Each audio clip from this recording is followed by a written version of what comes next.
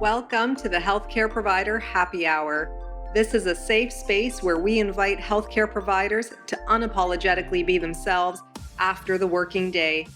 My name is Jennifer George, and each week I will connect you with guests and stories that will help transform your stress to success and fulfillment. Are you with me? Grab your drink of choice and let's chat.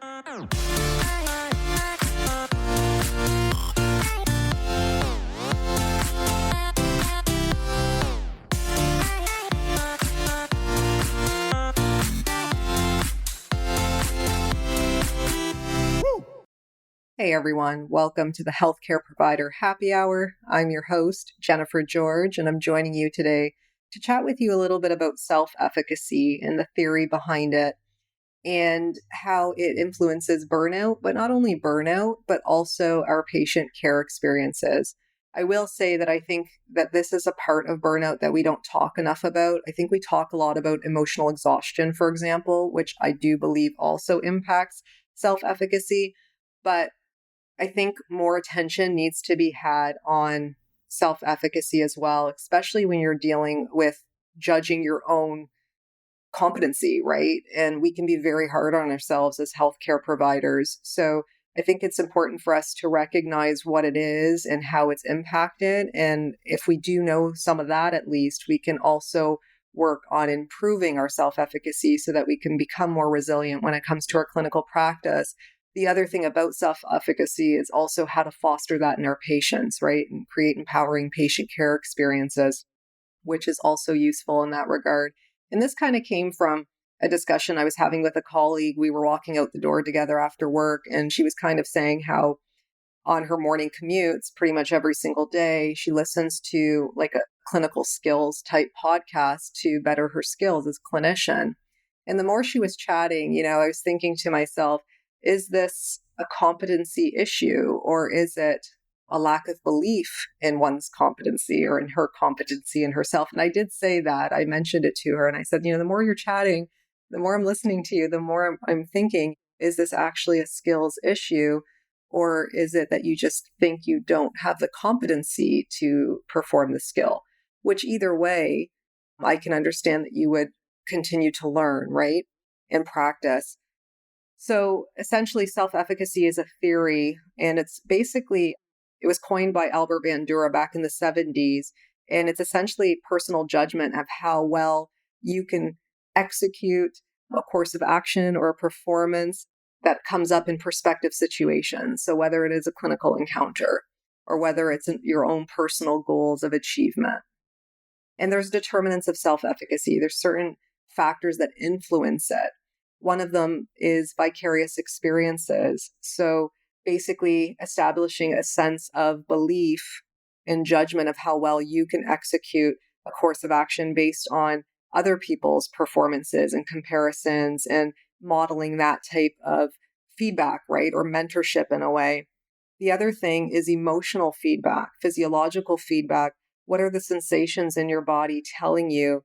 And are these sensations, upon awareness of them, how are you perceiving them? And are they then debilitating you, or are they facilitating you in some way? And that part to me is extremely important. So, for example, I was working with a patient and we were doing a car transfer. We were doing education on a car transfer.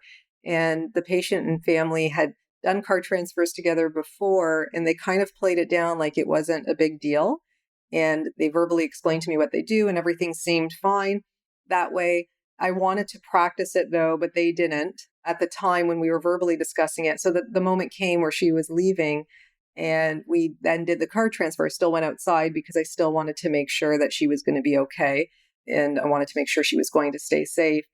And sure enough, the car transfer and the way in which they normally would practice it was not safe. It didn't go well. And I could feel my body trembling on the inside because I just felt like it was unsafe. And I was thinking to myself, how am I going to help this lady into her vehicle so she can get home? Because she was really excited to go home. So she had to get in that vehicle as safely as possible. So I remember listening to my body because I was literally trembling a little on the inside. And I said, just give me a moment. Let me just think about this for a moment. And so that's what we did. We paused and we kind of regrouped And then it went much better the second time around, and she was much safer, and she went home eventually, thankfully. And it was a learning experience, right? And that's what it's all about, basically. And what we do every day as healthcare providers is empowering that learning experience and safety and participation in it all. The other thing is verbal persuasion. It's another determinant of self-efficacy. And verbal persuasion is essentially encouragement or discouragement. So your self-efficacy can be influenced by your circle, right? And obviously, the more encouragement you're receiving, the better your self-efficacy is known to be. And even in children, of course, or when you're a student and you're receiving feedback in some way, that's also a part of that as well. Performance outcomes are actually the number one determinant, or they say the most like evidence-based determinant of self-efficacy. And it really is based on your experiences in terms of achieving a goal, for example. But also you have to look at the opposite of that, which is failure, right? So achieving mastery over certain skills or tasks comes with both. And failure can impact your self-efficacy if you don't have a high self-efficacy to begin with. So if you are a clinician who's perhaps very entry level, maybe you don't have a lot of perceived competency right now, you haven't worked with many people, you might find that if you have an episode where you perceive that you had failed, it might impact your self-efficacy and might make you more prone to burnout. I don't know that specifically, but it could, right? I would think logically or hypothetically speaking. So one of the solutions towards that is just practicing. So practicing as much as you can, but not only practicing, it's also believing upon practicing that you are learning the skill and that you will be able to competently carry it out. And that's where the self-efficacy comes in. And finally, Maddox also added visualization to this determinant as well. So just seeing yourself at the finish line, so to speak, you can taste the finish line. So this could be particularly related to a personal goal achievement. I know I use visualization with my patients, especially in the neurological population of patients that I work with. I often ask them to, even if they don't see the gross motor skill, if they don't see the gross movement happening, that they're visualizing it, that they're still performing it through their mind and seeing themselves do it. And I find that that has been beneficial in a lot of cases for sure. So how do we improve self-efficacy? There are some proposed solutions towards this. One of them is peer modeling. Again, maybe having some mentorships, learning from others, and being inspired to a level that you aspire to be at, perhaps from people that you trust, people that you look to for a source of support. I know when I wrote my book, I had some healthcare providers reach out to me and say, I've got a story. How did you go about doing this? So me just giving them bits and pieces of my experiences and sharing that with them proved to be helpful. Feedback and seeking feedback is really important.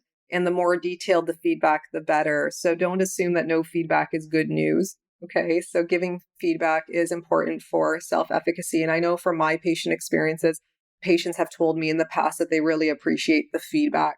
And so sometimes you can be in your own head and think that you're giving too much feedback, but I literally will say that to a patient. I'll say, if I'm giving you too much, let me know and I'll pull back a bit on the feedback. And so just bringing that to awareness again is helpful because some people don't know, some people are not aware that that's beneficial and that's helpful for them. So even as a clinician, receiving feedback in any way, shape, or form from your colleagues is helpful, but also from your patients, right? Asking your patients how you did, as opposed to them always getting feedback about how they're doing. Encouraging participation, active participation is also a part of this as well. And active participation in this sense they're referring to is more like co-learning, collaborating. And the more people who are actively involved, it helps to build critical thinking, okay? And it helps to improve engagement. And the more you're engaged, the more you're involved in your own life, of course, and the more you can improve your self-efficacy in that regard. Also, making your own decisions, taking self-responsibility. I know through patient empowerment, this is big, but I also use this in my personal life is you kind of can't be a backseat driver of your own life. You can't say you want this and that and not take the wheel essentially in getting there. So taking that responsibility, yes, it always comes at a risk, but assuming that and taking action on that, and the more you can do that will help to build your self-efficacy as well. And overall, like I mentioned, in doing all of this, it can create an overall improvement in resilience and sustainment and performance of healthier habits and just achieving maybe personal and professional goals. I really think that if we can help clinicians recognize that failing at something is not something to be internalized, but rather be learned from and grow from, I really believe that this theory is one that can help expand on that a little more and give a little compassion to healthcare professionals who might be maybe more perfectionistic in mindset and in practice and have an inability to receive feedback, accept feedback, or even ask for it because you already may feel inadequate in some way. So let me know what you think. These are just some things that I've learned. I'm going to attach this article to this podcast episode. I've really just scratched the surface on this. I've always been a fan of psychology. It was something I minored in, you can say, and it was something that I thought I was going to pursue and become a psychologist, but I didn't because movement really had my heart.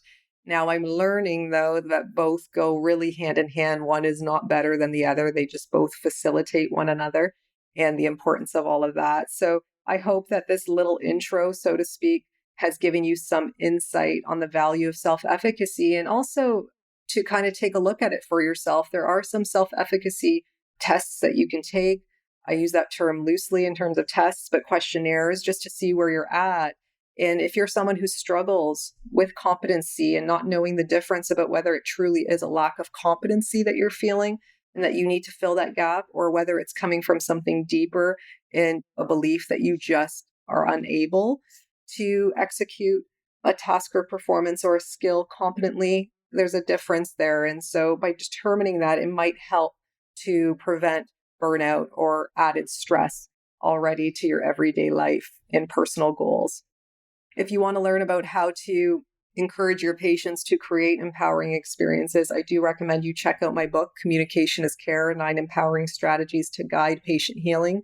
This book will guide you in some ways and give you some nuggets about how to communicate with patients in a way that might help build their self-efficacy during their time with you, especially when now they've fallen ill in some way. And you can imagine that they might be feeling incompetent in just basic activities of daily living and starting from there. So until we chat next time, remember to stay well, stay happy, and I'll see you next time. So if you guys like this podcast, please subscribe and leave an honest review. Your feedback means everything to me. Your reviews are what moves this podcast forward, and I always appreciate receiving them. If you want to get a hold of me directly, reach out to me on social media. My handles are in the show notes. And you can always subscribe to my weekly newsletters at jennifergeorge.co so that we can stay connected. So until next time, thank you guys so much again for your ongoing support.